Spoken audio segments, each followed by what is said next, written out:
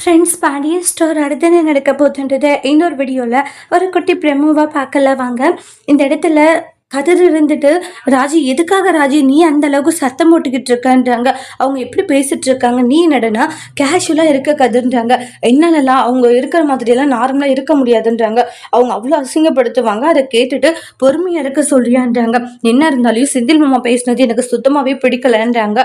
இங்கே பார், அவங்க எப்படி அப்படி பேசலாம், நம்ம அதுக்கான பணத்தை நம்ம ரெடி பண்ணிக்கிட்டு தான் இருக்கோம், கொடுப்போன்றது அவங்களுக்கு தெரியும் இல்லை, எல்லாம் தெரிஞ்சுமே அவங்க இப்படி தேவையில்லாத பேசிட்டு இருக்காங்க அப்படின்ட்டுலாம் சொல்றாங்க. சரி, பண்ணி ஏதோ ஒரு இதில் அப்படி பேசிடுச்சு, அதுக்காக தயவு செஞ்சு இந்த மாதிரி எல்லாம் பண்ணிட்டு இருக்காதுன்றாங்க. இனிமேல் வந்து இந்த மாதிரி எல்லாம் அவசரப்பட்டு சில வார்த்தைகளை விடாத அப்படின்ட்டு சொல்லி பேசிட்டு இருக்காங்க. அப்புறம் அங்க இருந்து ராஜி கோவமா போயிடுவாங்க. என்னவே நீ குற்றம் சொல்லுவா அப்படின்ற மாதிரி. அதுக்கு அடுத்ததான் வந்து மீனா இருந்துட்டு செந்தில் கிட்ட எதுக்காக நீங்க கதிரை பத்தி அப்படி பேசுனீங்கன்றாங்க. பாவம் ராஜிக்கு ரொம்பவே சங்கட்டமா போயிடுச்சுன்றாங்க. இதை பத்தி நீங்க யோசிக்கவே மாட்டீங்களான்றாங்க. ஆமா, நான் இதை பத்தி யோசிக்க தான் மாட்டேன், என்ன மீனா உனக்கு பிரச்சனைன்றாங்க. இங்க பாரு, இந்த வீட்டை விட்டு போலன்னா அதுக்கும் வரமாட்டேன்னு சொல்லிட்டு இருக்க, நீ எவ்வளவு அசிங்கப்பட்டாலும் நீ திருந்தவே மாட்ட மீனான்றாங்க.